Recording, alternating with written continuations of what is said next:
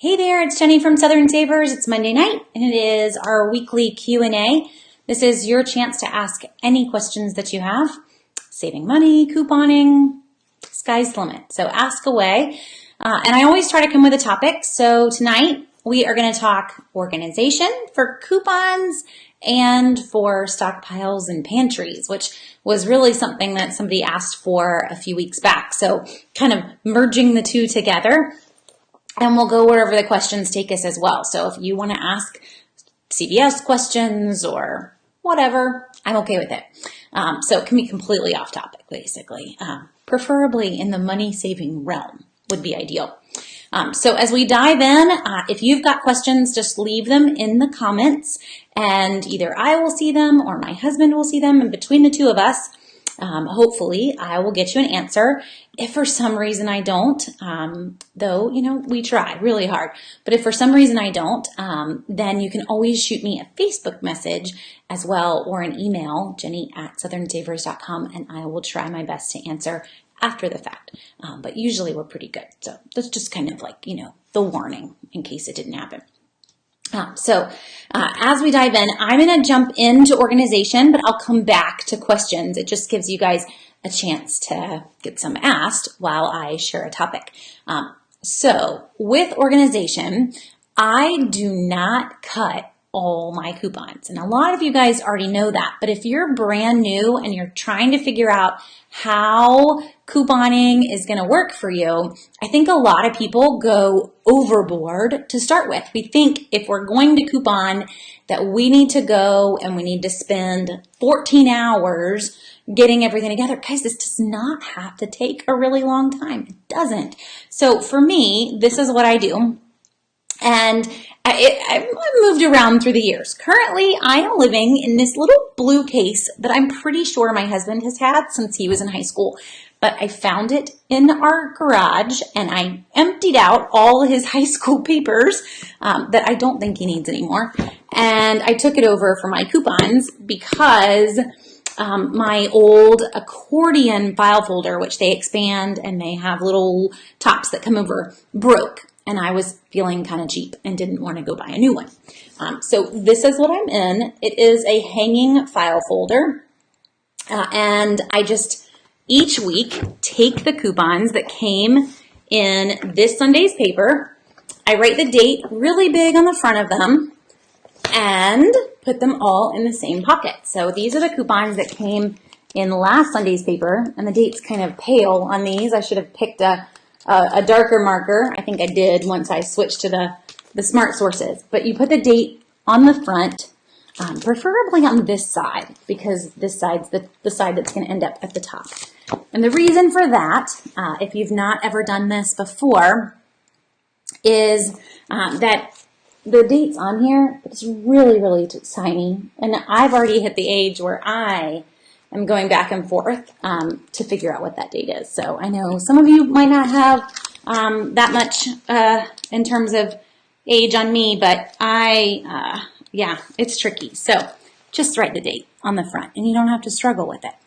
So then when this shows up on my shopping list, it's going to look like, this guy's the Retail Me Not insert. So it's going to say RMN 120 because that's the date. So on the shopping list, it's going to tell me to grab this insert if one of these coupons shows up matched in with what I'm grabbing. So I am not going to cut these coupons until I need them. And that is the key to doing this as quickly as possible. So I'm only going to sit down and cut coupons that I need for this week's trip to the store, just so you kind of get that idea. Now, I'll explain this a little bit more, but just to show you super fast what I mean by when it shows up on my shopping list. So if you are using Southern Savers and the lists that are on Southern Savers, my goal is to tell you everything that's on sale today and then to show you all the coupons that go along with that sale. So in theory, you can just pull up the shopping list, cut the coupons that the shopping list tells you to cut, and go to the store. So I'm going to show you a list from really from last week, because I haven't gotten together my list from this week, but a list from last week, just so you can kind of see what this looks like, and to give you an idea. So this is my shopping list for Publix from 1/16. So the list for 1/30 is already up, which is really from Publix 2 weeks ago.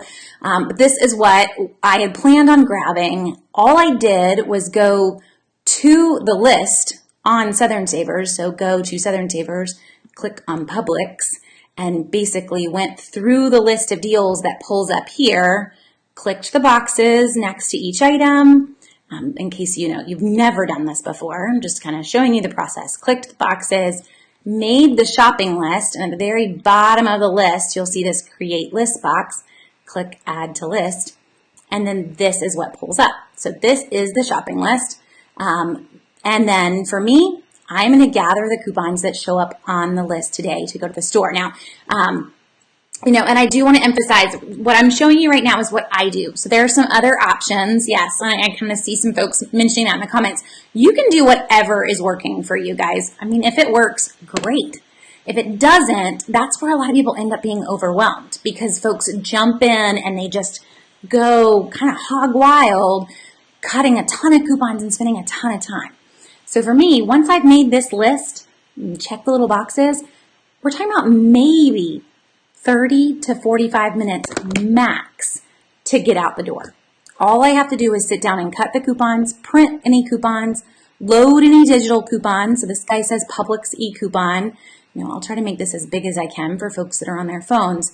But this is telling you where all these are. So RMN 106, that's in the January 6th insert that I would pull out of its file. Now, one other thing just to show you at the bottom of the list, for folks who do organize the way that I organize, is that we've created a quick cutting guide. This is, I guess we probably created about a year ago now, but your inserts are organized by the date. So I can come in here and pull out the huge 106, which is a massive week, and cut all the coupons that were in that Retail Me Not, and then work on back by date. And that way you're not sitting here and going through this one and then moving down to the next one.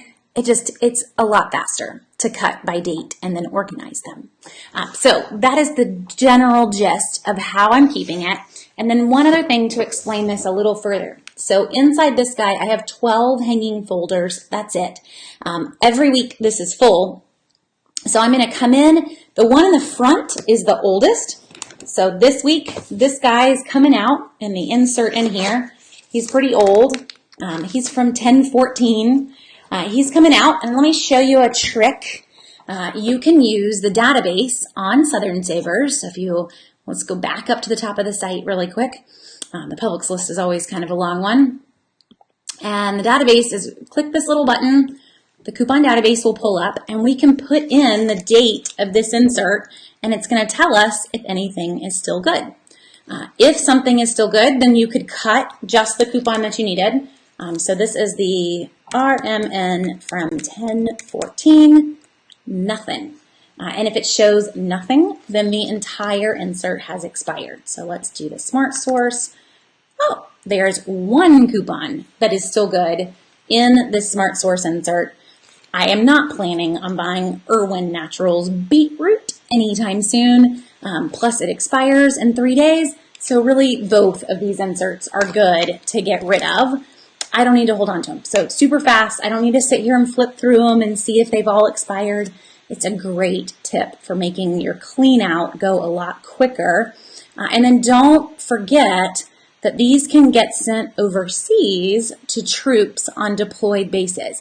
So we're not talking war zones, but troops that are on bases where you take your whole family. They can use our insert coupons, not anything else, just insert coupons, up to 6 months past their expiration date. So at this point, they're no good to you. They're great for you to send overseas.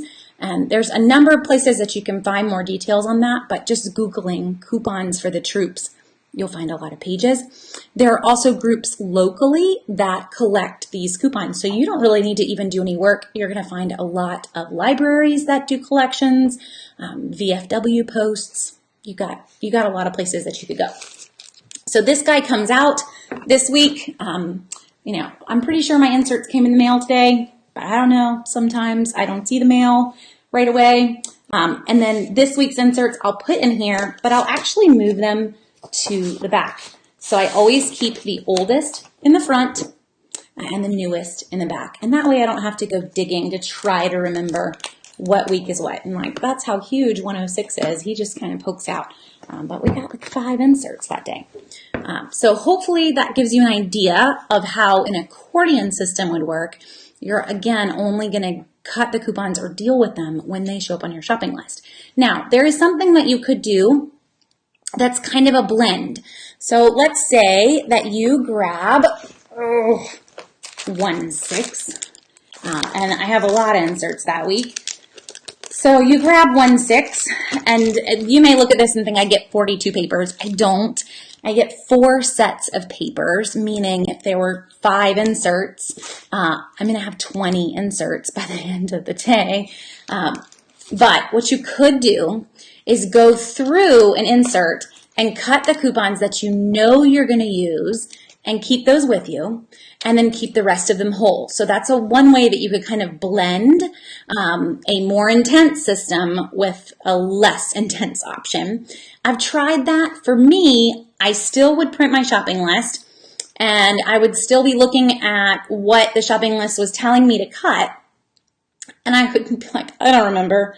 Did I cut the Hellman's coupon? Did I not cut the Hellman's coupon? So I would still end up going to the insert and looking there first. So I found that it wasn't saving me a lot of time, but I know for some people it makes you happy if your coupons are with you. So this is what comes to the store with me, and I know for some of you something even bigger comes to the store with you. Everybody's different. But for me, I am totally cool with being really low key and low time requirement. Because this needs to be something that you can do long term, not just something that's a crazy hobby. So I'll explain this guy in just a second. I'm going to jump into some questions because I'm seeing a lot that I kind of need to get to before I get really behind on everybody's questions. So to jump in there, after coupons are clipped, so Anne asks, how do I organize my trip? So great question, Anne. I'm going to actually pull out, this is last week's actual Publix list, just so you can kind of see. So the coupons are cut, and then I'm going to sit down and write exactly on the shopping list how many I plan to get of each item. And it's really based on how many coupons I had for that item. So Scotty's, I had 3 50-cent off ones. It made the Scotty's tissues 27 cents a piece. So I plan to get 3. And then so on and so forth. The finish, I had 1 of the Quantum and 1 of the Max. And that's basically what I'm telling myself is to get 2, but that 1 of each. And I'm just making notes to myself the whole way down. And down here, you guys probably wouldn't do this, but that was notes to myself to just take pictures of those things and not to buy them. That's just part of what I do, though. And then you get the idea. So notes to just tell myself based on the coupons that I cut. Then all the coupons go in a little folder in this guy that says Publix. And I don't have to deal with them at all in the store until I'm going to go check out. I do pull out the stack and thumb through it, make sure there's not something I changed my mind on or they were out of. But I don't have to look at them in the store because my shopping list tells me what to buy and how many to buy. So I'm really just a normal person with a normal shopping list in the grocery store. And I highly recommend doing this before you leave. So you've got them all cut and they're just in a big pile. So let's sort them out and figure out, well, how many coupons did I have for this? And just write the number really fast. But that's going to save a lot of time and frustration in the store if you've just taken 1 or 2 minutes to kind of get your brain together on your shopping list for sure. So Aaron's got an off left field, in left field question. My CVS has just become one that closes at night. They used to be open 24 hours. Any tips on CVSing on Saturday? That's typically the day that I go visit them. So Aaron, CVSing on Saturday can be kind of fun. So they will turn on the deals Saturday night, and you need to ask your store. So I don't know if you've got any folks that like you or are willing to kind of give you the inside, but most stores turn on their deals by 6 p.m., but some of them actually turn them on earlier. So that's really the big figuring out where your store is. So when they turn their deals on, there's usually overlap. And that's another thing that you kind of need to ask your store on, is whether or not they have overlap or they don't have overlap. But most do. So what I mean by that is they turn their deals on early on Saturday night, but today's deals are still running, and next week's ad is now live in the computer. Now, sometimes there are going to be issues and you're going to go and buy something. It's on sale tonight, but the computer didn't ring up the sale. So I do recommend having the sale ad right there as you're checking out, just to be on the safe side. But the fun part is that you could get today's sales with tomorrow's extra care box, or vice versa. So that's the sweet part of overlapping. The really, I guess, the reason to do it though is the joy of being able to shop 2 weeks of CVS on the same night. And I don't technically need to come back for 2 more weeks. So that's another way to look at it too. I would start really small, Aaron, to get your feet wet on overlapping deals, because sometimes it can throw you for a loop. An example, if this week, and I'm just making this up, but if this week Maybelline was on sale 25% off, and next week the deal was buy $15 worth and get a $5 extra care buck, well, those can end up overlapping. You think you've bought $15 worth, but they're actually on sale. And then your numbers got all thrown off. So just, keep it small as you start to kind of play around with that, but you'll start to see kind of the joy of that overlap. There's also that same overlap, in case folks are curious. Walgreens also has overlap for stores that close. So you just need to kind of, again, ask your store. If you have a person that you've gotten to know in the store, since we're in there every week, ask them when they turn on their system for their store, and that's going to help you get an idea. Okay. Aaron, I love it. So Aaron says, if it works for you, do whatever you want. But if you try to make me take in a binder, I will stab you with a dull fork. Aaron, I'm kind of in your boat too. Don't worry. I will never make you use a binder. The idea of moving back into a coupon binder, which I did use, I think it just it hives. I could even get a little tick going from just the craziness of a coupon binder. I know that there are a lot of people who love them, but the amount of time that it takes to cut, guys, really, I feel for those of you in a binder from January 6th. I would still be cutting these, and it's January 28th. I would not have caught up. So that's what happened to me. I actually have a binder that I have always held up and used, and it went missing. Probably three months ago. But that binder, if you were able to look at it, everything in it expired in 2009 because I was just done. There was no way that I was going to keep doing that. But I spent a whole weekend moving in. I really wanted to do that system. It didn't really save me any extra money. It just took a lot of time. So I am anti-binder, really. But you can do it. I'm not going to tell you can't. What I need you to realize is that keeping a binder means cutting most, if not all, and then sticking them all in little pockets. And then you've got to clean them out when a ton expires. So this is the part you may not want to see, but I'm going to show it to you anyway. So if we come over to the database really quick and we type in expires zero, is it 1 digit or 2 digit year? There we go. Expires 1/31.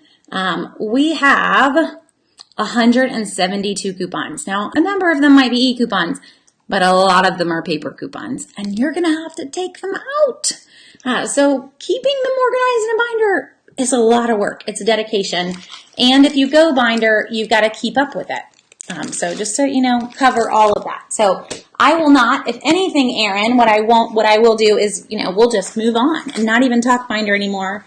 It just isn't long-term the best option for most people. So it sounds good when you're getting started, but long-term, we can't keep it up. So I'm using this, which is my little hanging file folder, but you can go with an accordion system. You can go with a large hanging drawer, whatever you've got. And for me, it really was whatever we've got. I don't know. My husband might have had something important in there. I didn't throw away his papers, by the way. I was very kind, and I left them right in the middle of the dining room table so he could deal with them. That wasn't really my intention either, but that's just where they got left. Okay, so with the accordion system, we have to use something else because you have to have somewhere for your loose coupons to live. The coupons that you printed early, or all the ones that we end up finding in the store or print in the store. You get the idea. So they have to have somewhere to live. You can get a general little coupon folder for this. That's what this is. And the top has been permanently cut off on this one so that he could live in this bag. But in general, you just need one little thing, and it's going to be organized by large locations in the store. So dry goods, condiments and sauces, however you want to go with that, dairy, frozen. So this system is really a middle ground for folks who want to cut some and want to keep the rest whole. And this has 3 coupon folders. I don't know if I can hold that, right? 3 coupon folders with their tops cut off. So there's lots of categories here. I'm going to actually just pull the coupon folders out. Maybe that'll make it easier. Lots of different categories here instead of just one of these guys. You have 3. Now, with this, I don't even use this all. So if we open up baking, there's 2 in there. But it's not, I only use it because I have it, because I've had it to show in workshops and to show on Facebook Lives. I've had it for years. And it lives, this is just an insulated lunch bag from Staples. It does make it quite handy. It's the perfect size for these guys to live in. But that's, you'll be fine with just one. You don't need to go 3 unless you just like overkill. That's fine too. I like that it's in a bag because I can kind of grab it like a purse and head to the store and not really have to think about it or have to keep it in my purse. It's just its own little thing. But that's what I keep my loose coupons in. So I will show you. I am a normal person.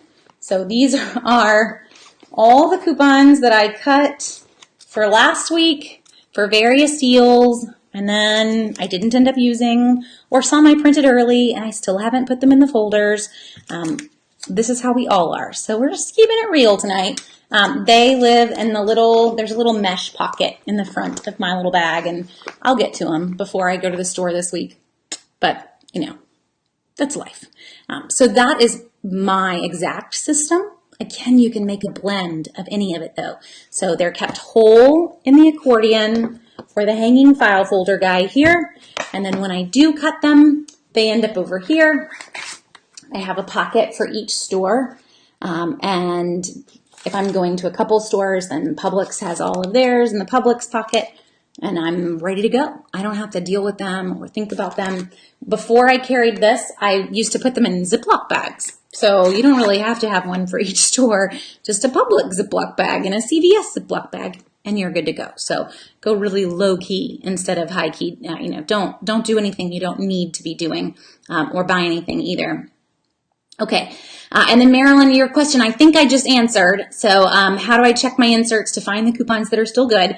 But just to show you guys again, and to make sure that everyone saw the answer, if you are pulling out an insert, so the one that is getting pulled out for me this week, again, is 1014. So I've pulled 1014 out so that this week could go in. Then I'm coming to the database, and I'm going to type in the name of the insert. So SS, meaning Smart Source, because that's what this guy is across the top, and then the date, so 1014. And whatever it shows is all that is left that is good. If it shows nothing, which is what happened when we put in RMN, nothing, then everything in that insert has expired. And it's just a quick and easy way. We're done. There's one coupon that's good in here. I'm not even going to use it. These are ready to move on. And that is a great and quick tip every week when you get rid of one. And most of the time, if you are following my tip is, and I showed you guys, I have 12. 12 is the ideal number. So accordion files come in a 12 pocket accordion file or get 12 hanging folders. That's 3 months worth. So by the time 3 months rolls around, pretty much that's the exact cycle of those inserts, and pretty much everything in the insert will have expired. So it just makes it kind of simple and easy in terms of the right date. You've held on to them long enough. There are some 7 pocket accordion files. That is not long enough. And if you came in and you went to the database and started putting in dates, you'd notice half the insert was probably still good. So I would recommend that 12 over the 7 in terms of the size and the number of pockets that you need. Okay. So let's see, how do I gather multiple coupons? So Carrie Ann, there's a few ways to get more for sure. So one is getting more inserts. That one's kind of obvious.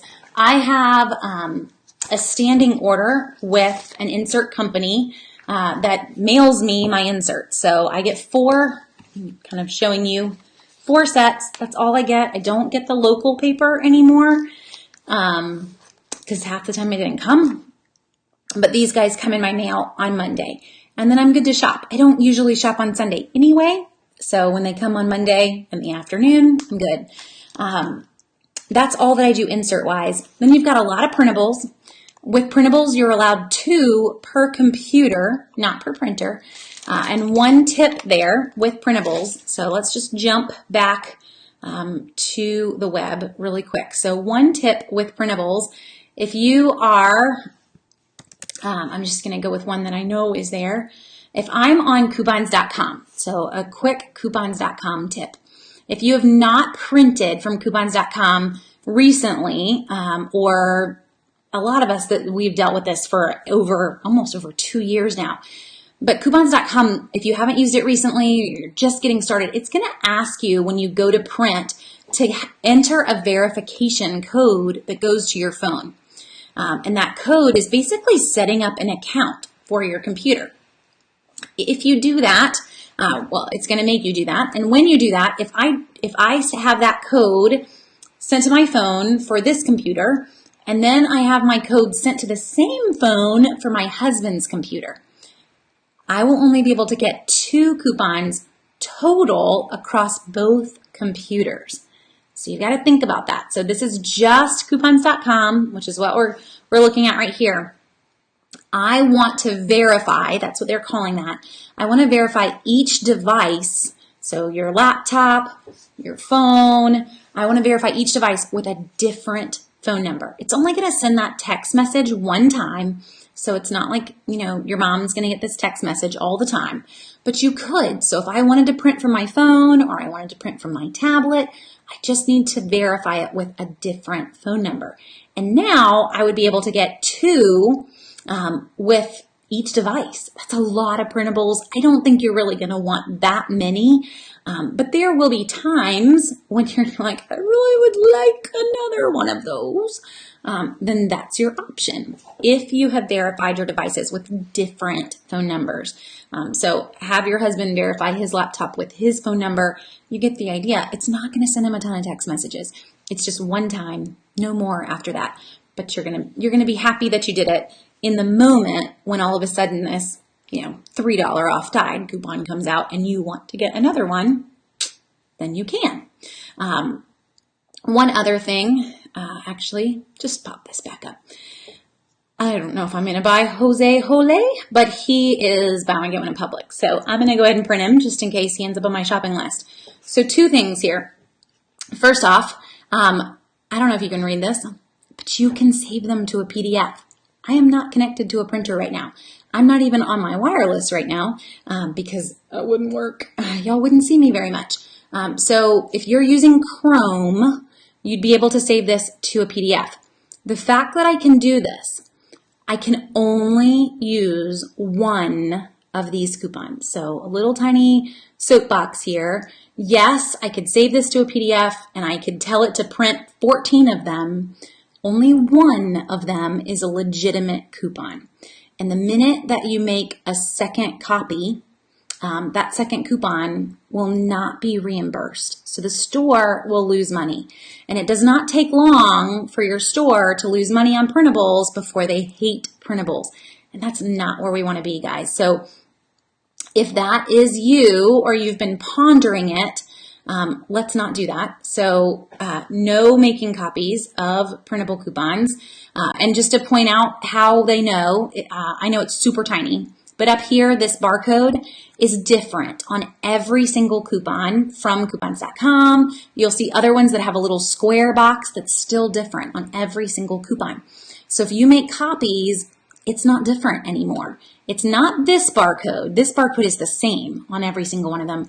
It's this one. So no copies because, yeah, it just hurts all of us in the end. Yes, it may have worked for you in the store, but come 6 months from now, and we're all dealing with Kroger, because any of you who have Kroger, you know Kroger is a pain when it comes to dealing with printable coupons. We don't need to be there. So I'm going to save this just because I went ahead and printed it really quick, and I will be good to use it if I want to print it out later. And it's happy. It thinks I did what I needed to do, and I go my merry way. So you can always do that if you're using Chrome. Just a little inside tip. But in Chrome, that print preview is going to pop up no matter what. So my soapbox still applies whether you're printing or you're saving as PDF. Okay. Wendy says, I know this has been addressed. However, I need a refresher. What and how do I successfully use CVS e-coupons? So let's just talk e-coupons in general, but we'll do it with CVS. So with CVS, if you go to their site and you log in, click sign in. I'm just getting signed in really quick, and then I'll pull it up for you guys. So with CVS, and you're on their site, all you need to do at the top of the site is click on Extra Care, and then you'll see all of your CVS digital coupons that end up being there. So for me, these are all my store coupons, which I'm always telling you guys I have a ton. You'll notice all of these are saved to my card. These are all from last week because you come in on Saturday morning and you want to load them all, and then you'll turn around and use them next week, hopefully. And then here are all of my new ones that were put in yesterday. So between last week and this week, you can see CVS and I, we are friends. The more you shop at CVS, the more digital coupons that you end up with. Also, I found for folks that are 100% digital, it seems like lately we're getting a lot more than the folks who are still working at the coupon center. Below these are our actual CVS digital manufacturers coupons. So we've got pictures. That means that they are manufacturers coupons. No pictures, store coupons. And just to point out, all of these say manufacturer coupon. They aren't. Just so you kind of, you understand. CVS just wants you to think that, I guess, but they aren't.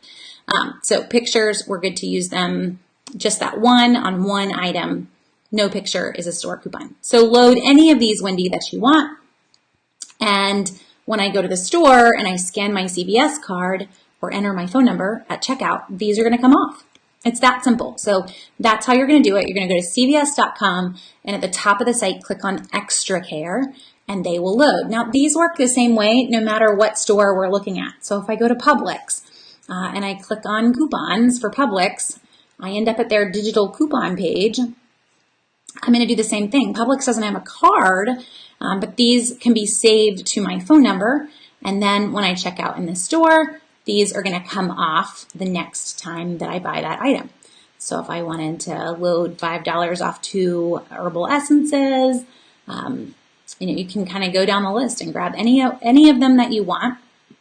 A few tips with digital coupons. Since we're talking organizing in general, organizing these guys is hard because you don't have them. They're not something I put in my binder.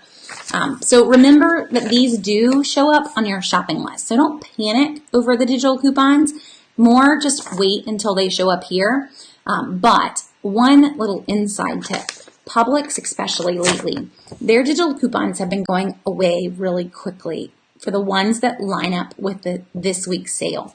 So if there's something that you want, like this guy, for example, he's completely free. Let me see how big I can make that so y'all can see. I would recommend that you come in and you load that because there's only so many. So it's the same thing with printable coupons. There's a budget, and when that budget has been met, or sometimes the time limit, but when it's been met, and there are no more there. But if I save this, it's mine, and you can't take it. So if there's something here that you want, you should be saving it so that you have them long after they are gone for everywhere else. So hopefully that helps just a little bit. Okay. Let's go into, we're running out of time, and I want to get to pantry side. So guys have so many questions tonight too. Let's see. Oh, and Holly, I order from SundayCouponInserts.com. I have no doubt though that there are some folks that can chime in comments as to where they order theirs from. But I've been happy. It always comes. I don't ever have to deal with it. Okay. Oh, and Paige, great question. So Paige is asking, how do I change the system to only show me the inserts that I have in my paper? So if you are on Southern Savers and you're logged in, you have, I'm all showing you and you can't see what I'm saying.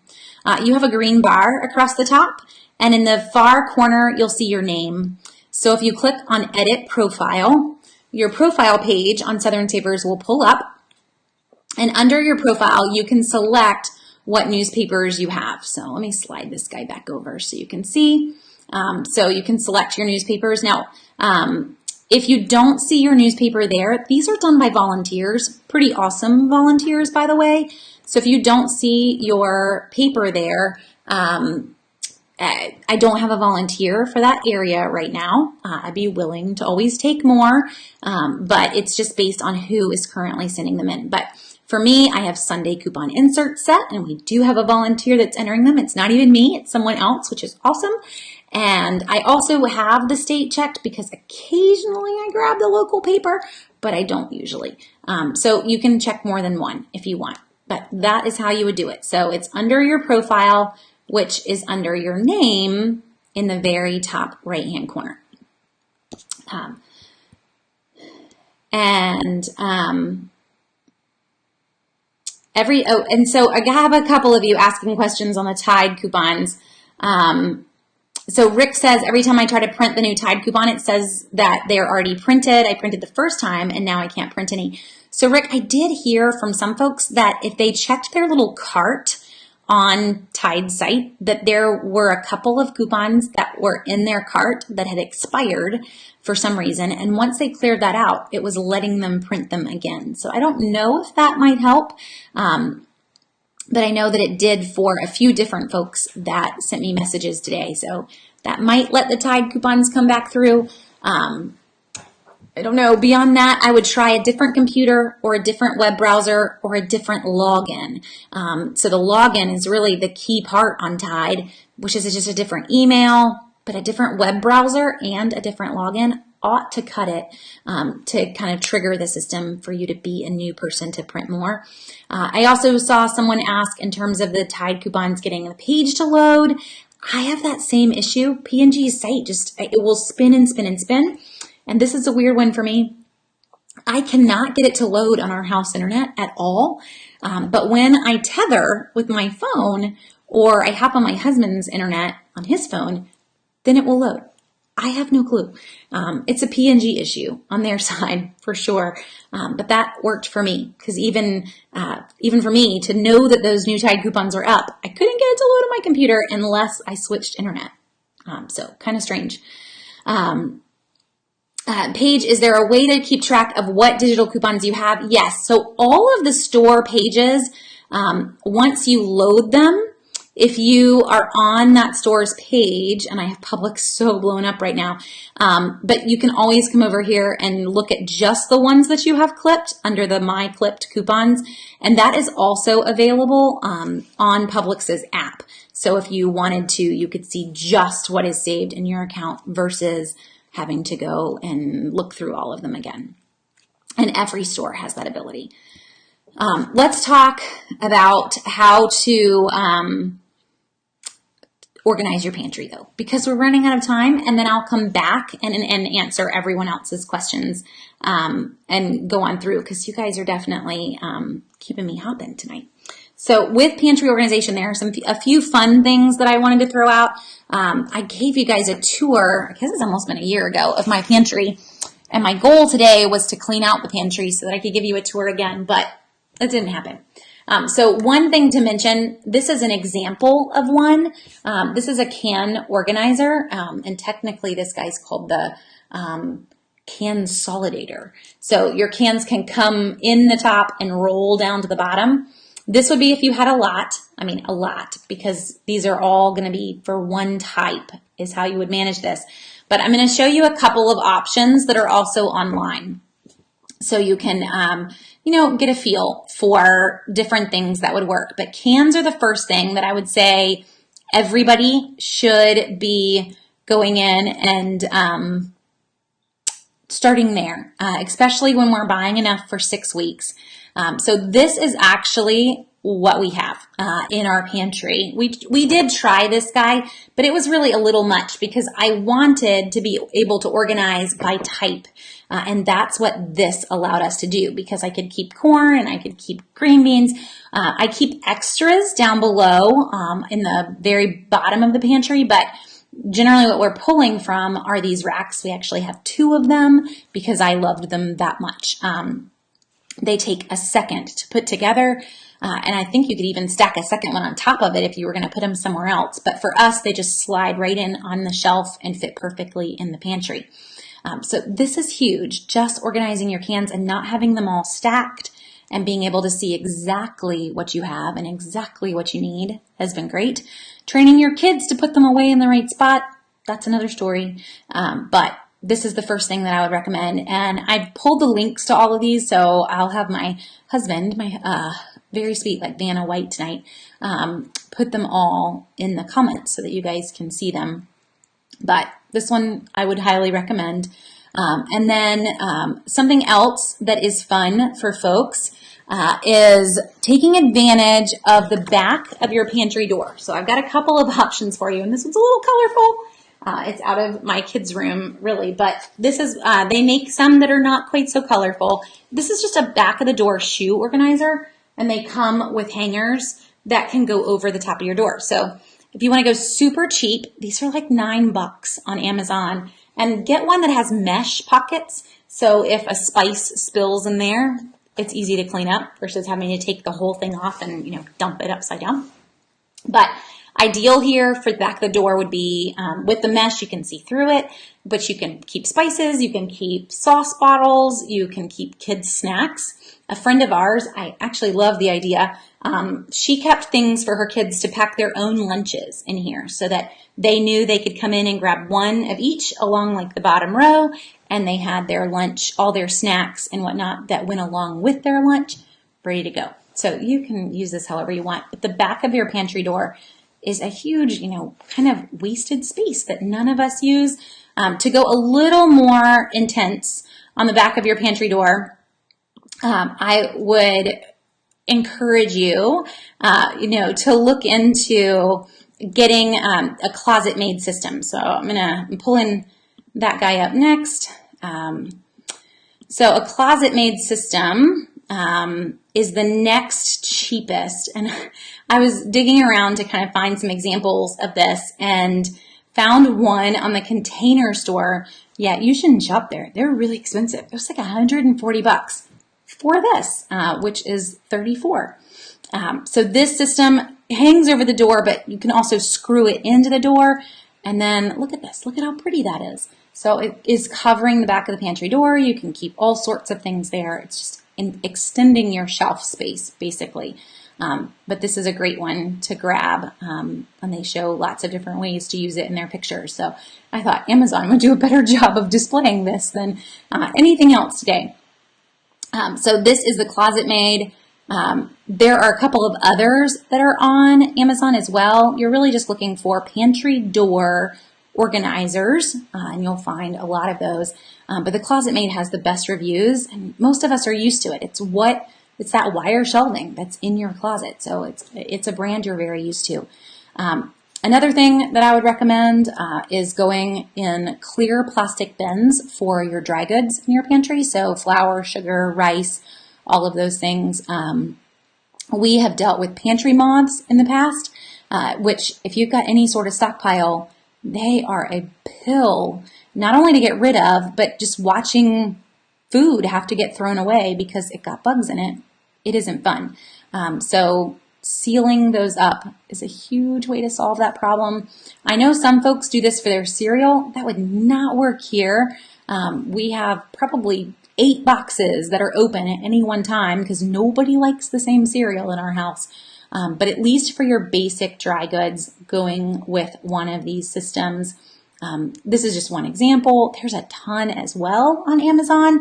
This is also one of those, and I had stuck it aside and stuck it on my desk in another room. But if you've got, a clear peanut jar and just things that you buy that come in a jar, or maybe even the big pretzel plastic bins, you don't need to go and buy something. But if you've already got something in your pantry that's holding food, when it's done holding food, clean it out and use it to hold other things. So repurpose in a sense, but it's definitely the cheap way to go because you've already bought the item instead of needing to buy new boxes. It's a great way to hold something else. It's got the screw-on lid, nothing's getting in there, and it's gonna do the job. And you can still see through it. That's the big thing, is going with bins that you can see, so that you know when you're low on it and you know what it is. It's going to help a lot. So this is another one. And I know it's hard to see, but this kind of shows what you're doing. This is a clear bin.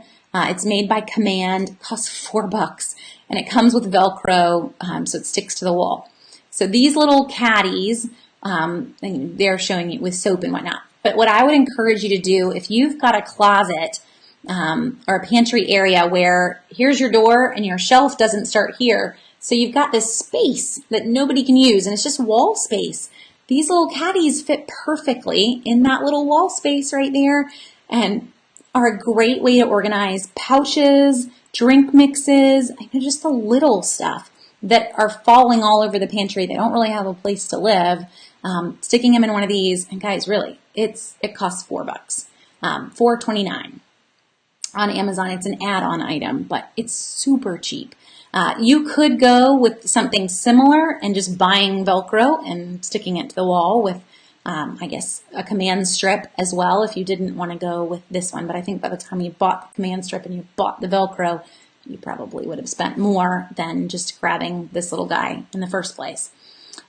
So that's another one just for the basics, putting in little tiny things and getting them out of the way.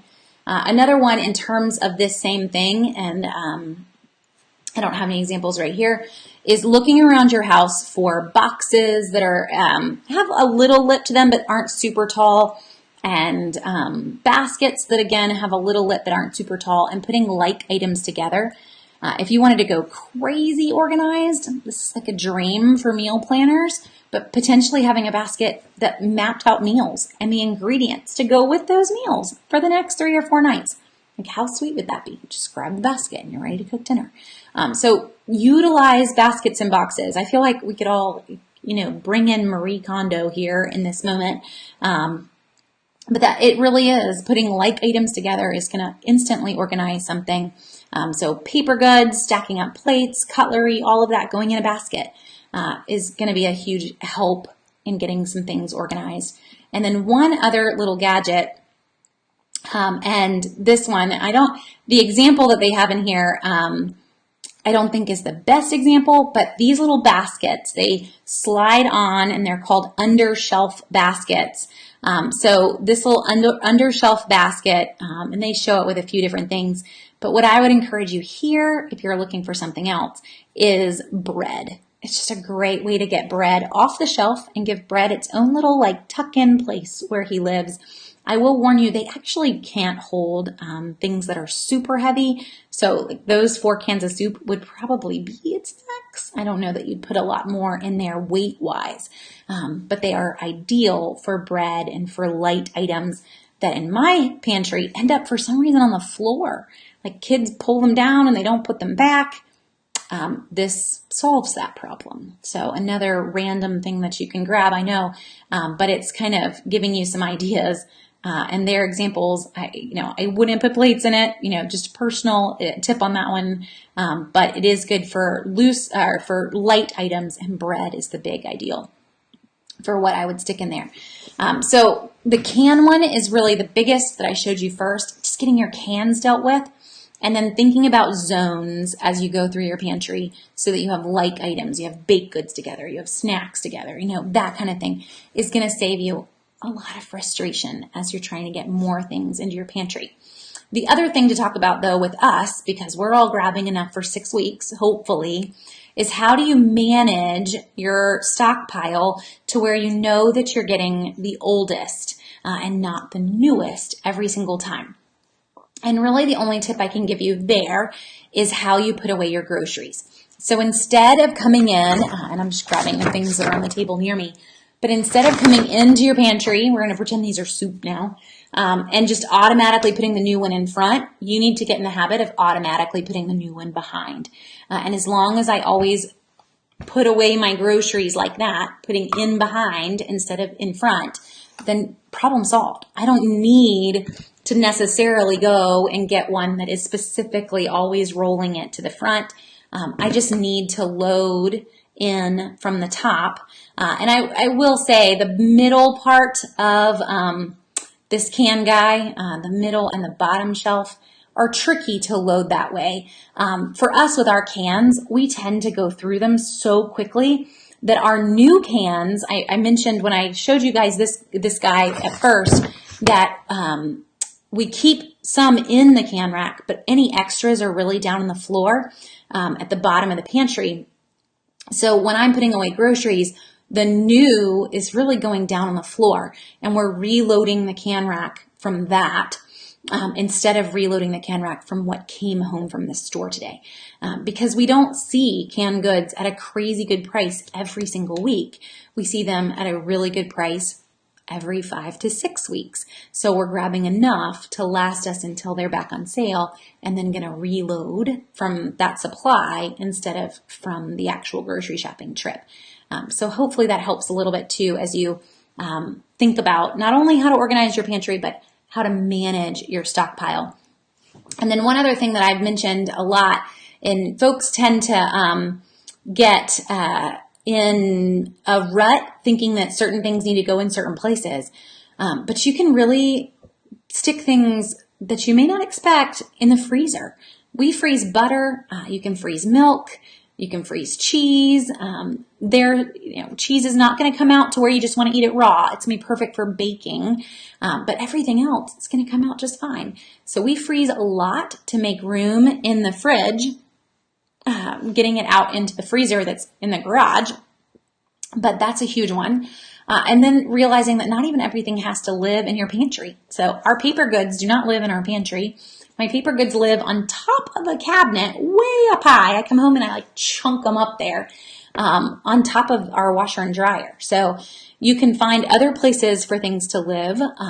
I've even, had folks that took cereal and tied it in trash bags and put it in the garage. You wouldn't want to just stick it in the garage because you're just asking for bugs to take over.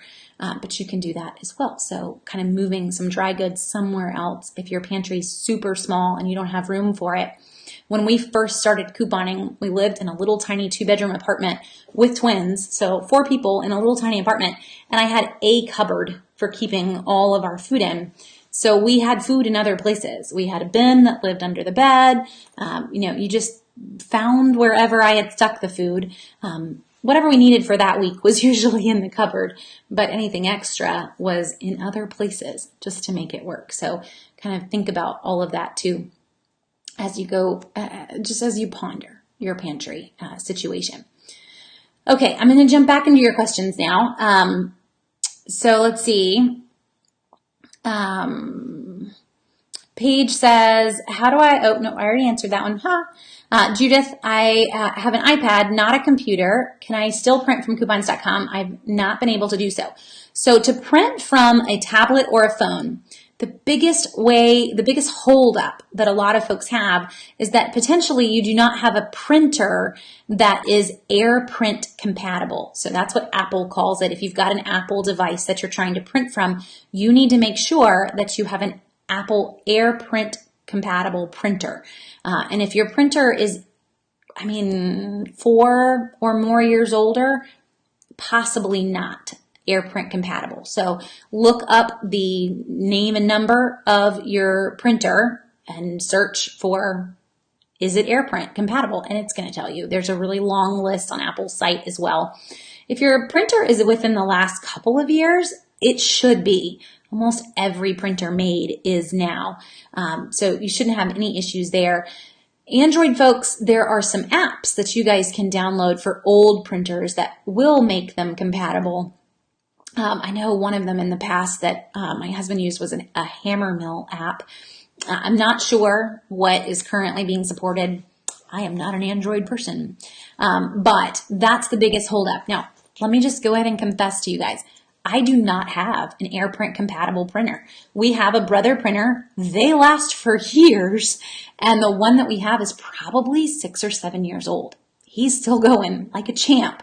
And I am not about to spend even the $50 to be able to print from my phone, because I can print from my laptop and I can print from my husband's laptop. I don't have to print from my phone. And that's a lot of money to have an AirPrint compatible printer. So we don't, for me. If I need to print from my phone, I don't know. I guess I'll cross that bridge when I get there, but it has not been an issue, and it's not worth the extra money in my boat just to be able to do that. So if you do have a computer, don't go out and shell out the money just to be able to print from your phone to get 2 more coupons when you probably could have made it work from a laptop. Just my 2 cents on that one. And I guess confession. I may run a website, but it doesn't mean I have all the new technologically advanced doodads that are out there. But that's what you're going to need. And Paige, again, so the same question on that is if it's telling you to email it to yourself. So AirPrint compatible printer, and then you need to go under settings in your phone, and you need to make sure that the printer, where would it be? My husband could totally walk us through this more than I could. He has made it work with someone else's, but you'll see it in there if you were to go and print, where it will let you select a printer or to put in a different one. And if you don't have a printer that's pulling up, then that would be your first problem. So you would need to come in and make sure that you can at least find the printer in the house to start with. So I'm trying to figure out the best way to get to a screen to show you, because mine does at least try to recognize a printer. Here we go. So I can show you this guy. So let me slide that over so you can see him a little bit better. So I just pulled up a picture, but if I were to click print, and then from here, I need to be able to select the printer. And if it doesn't pull anything up, so test this basically with a picture. See what pulls up with your phone. So for me, no AirPrint printers found. No, just telling. Already told you that. But in the past, we have set it up. Right now, it's not finding any because I'm not really connected to the Wi-Fi. I'm not connected, don't have one in the house. But if you're getting the same message, you're not going to be able to print either. It's got to be able to find the printer. So you can test that under just a picture. So that's all I did was go to my photos. And then from down here at the bottom, it's giving me the option to print or to copy. So see what's coming up and then select printer. If nothing's coming up, you're not going to be able to print coupons either. So the coupon printer is going to want you to have that installed as the default printer. because that's how they work. So you definitely have to have one installed first. So that's a way to at least test to make sure that the printer is correct in the system, that the phone's reading the fact that you have a printer, and just test it under photos. This is easier than figuring out where it is in settings. For me, super fast. So Debbie's saying I can't get coupons on coupons.com to print. So with printable coupons in general, the first thing that I would recommend for anyone having issues with printable coupons is that you start by switching web browsers. So I don't know which one you're using, just pick a different one. Chrome, Firefox, Safari, those would be the top 3. Internet Explorer is very like 1990s. So Chrome, Firefox, those are really the top 2. I wouldn't even pick Safari in the top 2. Chrome or Firefox, they're free. You can download both of them and switch back and forth. And one hopefully will work over the other. And the other thing to check with coupons.com is that you have done that text message verification because it is required with them to be able to print. So switching web browsers might be enough to trigger that verification message again if you somehow passed it or it thinks you did it but you didn't, and then you can verify and move on. But that's the easiest one right off the bat. And if you haven't tried that, try that first. If you have and that's still not working, shoot me an email, jenny@southernsavers.com, and I will try to walk you through and come up with some other things that we could try to get them to print. But usually the web browser solves it right away. Okay, and Paige, I like your question. So what is the best way to organize bagged frozen veggies? So freezer organization is like a whole nother ball game.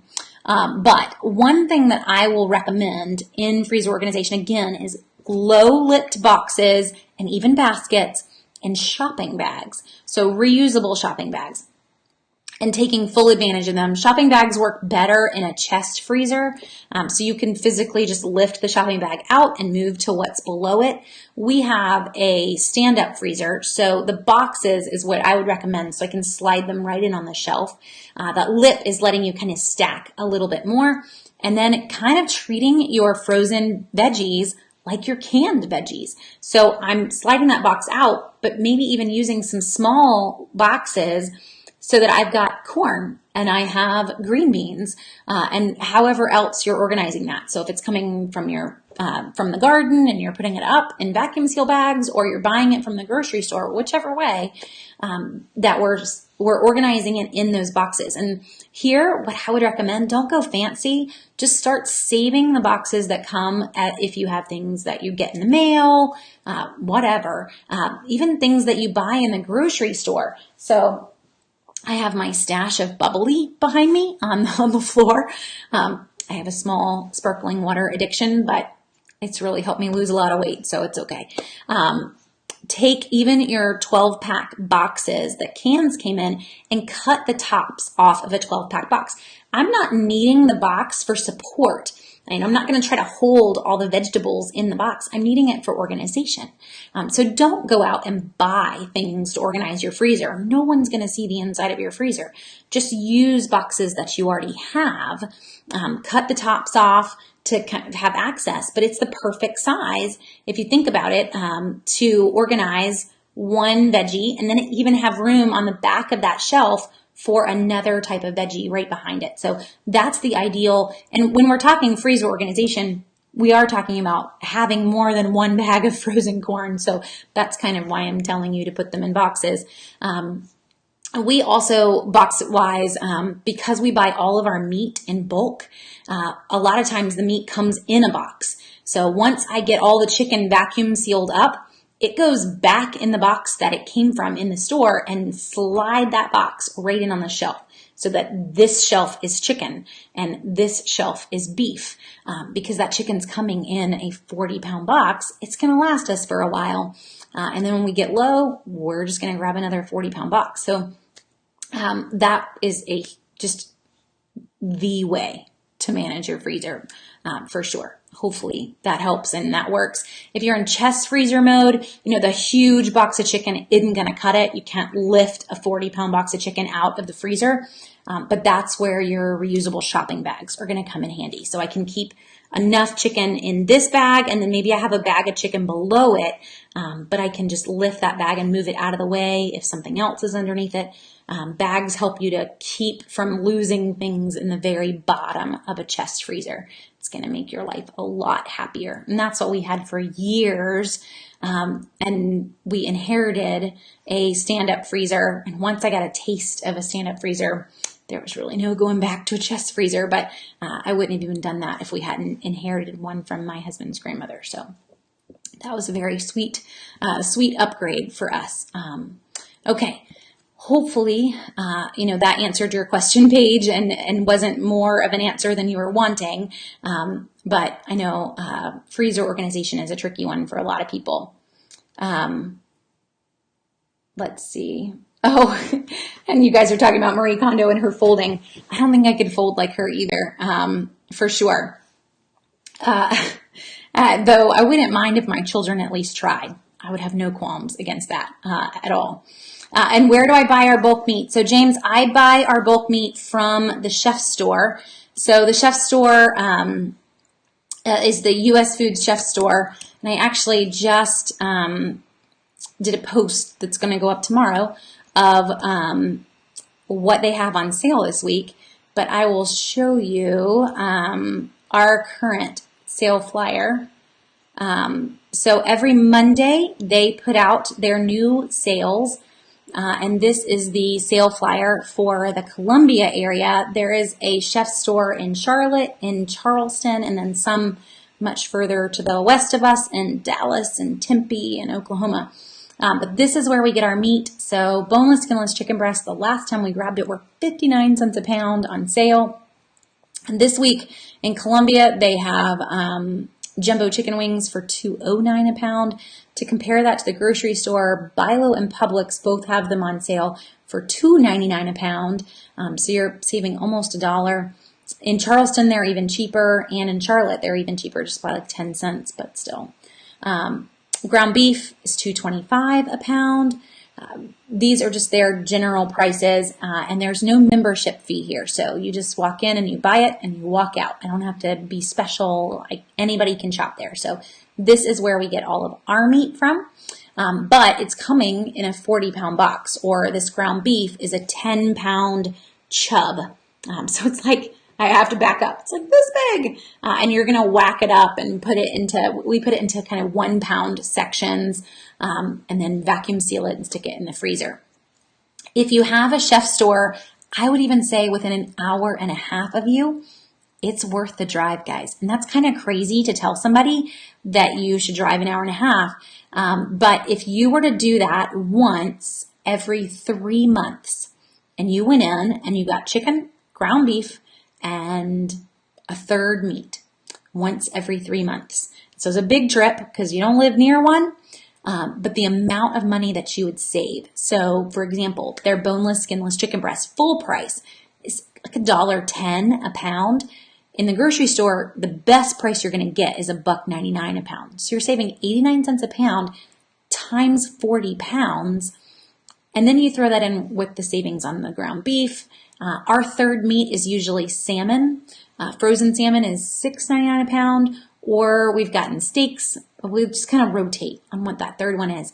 But it makes the trip worthwhile. It's just a road trip. Check it out. But hopefully there's something for you to do in the area as well. I mean, go to Charleston. Why not? It sounds gorgeous, and get meat. But that's what we do. So hopefully that answers your question. If it's not within an hour and a half of you, I don't know. I mean, we don't need to go huge, but yeah. And Aaron too is saying, try to Google restaurant supply stores, because you will find there's some Gordon Food Services. There are some other stores in the area that work the same way, and you're able to shop there. So, and you'll be able to get those same for sure. And yes, great. So Holly said that she even was able to find a meat supplier in Central Florida. So I love it. Yeah. Googling wholesale meats will also be one. So not just restaurant supplies, but wholesale meats is going to help you see some others that are available. And Gordon Food Service is very similar to the Chef Store for sure. So if you see that, going that route. And Veronica's asking about food sealers. So we have a Food Saver, which is the name brand of the food sealers. We've been very happy with it. And usually you can get a pretty good deal directly from their website from time to time. I know they have one that is refurbished right now for 99 bucks, or they have. Yep, they still do. So directly from Food Saver's website, and these guys still have warranties on them. But going this route is a lot of times the cheapest, or waiting until they put out a coupon. We normally see one in January, and we haven't yet, so maybe we'll see one in the next week or so. But when they do put out a coupon, it's usually $20 to $25 off of their top selling model. And you can take that guy to Bed Bath & Beyond and use it along with a 20% off Bed Bath & Beyond coupon. And that makes for the best option. You can also take it to Target and price match Target. So if I can find a Food Saver on Amazon or another website, they'll even price match Bed Bath & Beyond. But if I can find Food Saver on another website that's cheaper, price match it in Target, and then use the $25 coupon there too, that would also work. So hopefully we would see that coupon soon. I can't, guarantee that we would see it anytime soon. Okay, I think we're almost there. I'm just trying to make sure that I catch everyone's questions, and hopefully we're all there. So Aaron says, off topic, but with Saving Star, you have a 3-day grace period to submit your receipt if an item expires before you sent them the info. Will it still credit since it's still in the grace period? So yes, it should still credit even if you are card-based and the store takes longer to send them the information that you need. You should still be good for them to credit it. Saving Star actually has really good customer service as well. So if you ever have something that doesn't credit, you can just send them a support ticket through their online website, and it takes them about 5 to 7 days, but they're pretty good about fixing whatever didn't work. Okay. I think that we're all caught up. I'm going to go ahead and call us there. Next week, we're going to talk mobile apps because a lot of people have been asking me for it.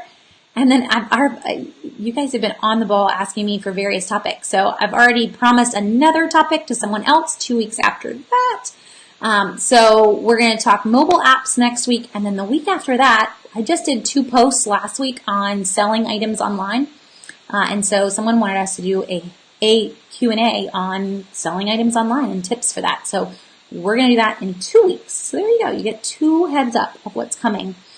So thanks for joining me tonight, guys. I always enjoy my Monday nights with y'all. It's always fun to not only see everybody that jumps in every time, but to keep me busy with all these questions. So again, thank you. I hope you guys have a great night, and I will pop back on probably on Wednesday to share our drugstore deals or grocery deals whenever we get home from the grocery store. So y'all have a great week.